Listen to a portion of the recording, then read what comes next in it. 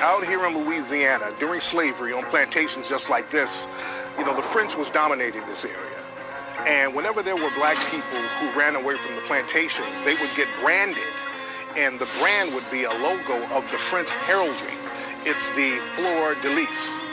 And they would get branded on their shoulder, or they would get branded on their cheek with this fleur de lis logo.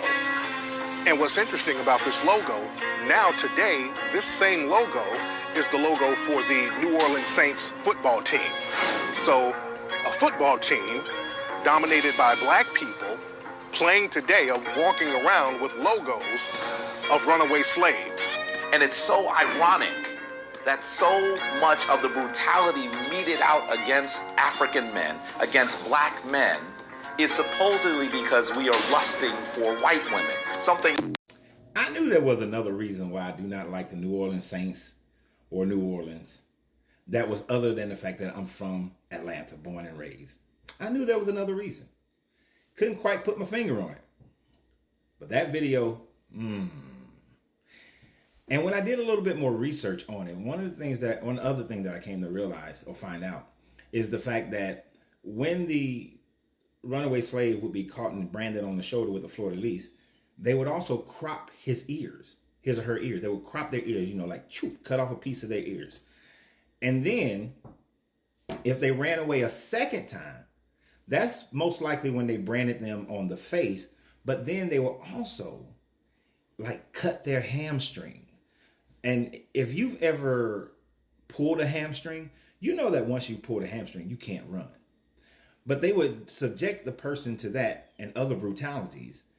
And the fleur de lis on the face would then identify them easily as a troublemaker. They were considered a troublemaker because a human being desired not to be owned by another brutal human being.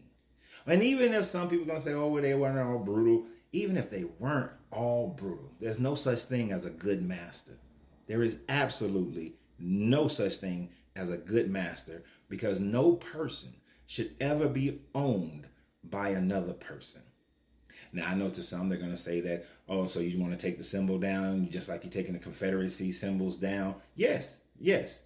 Those things should only be in museums and books. Those things should be taught to our children and to every generation, but it should be taught in such a way to show the stain of the American, French, European mentality towards people of color, and how the morality of the people eventually got to a point where we outlawed slavery in the sense of direct chattel slavery.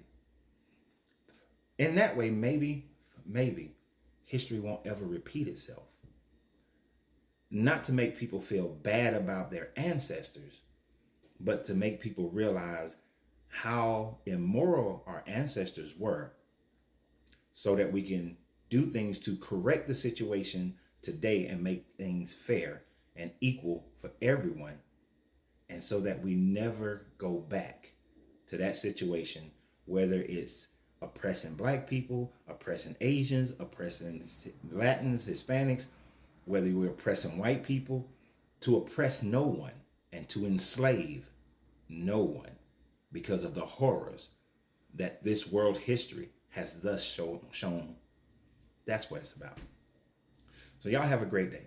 And remember always, you have to free yourself to be yourself, because your greatness is non-negotiable. Good journey, good vibrations.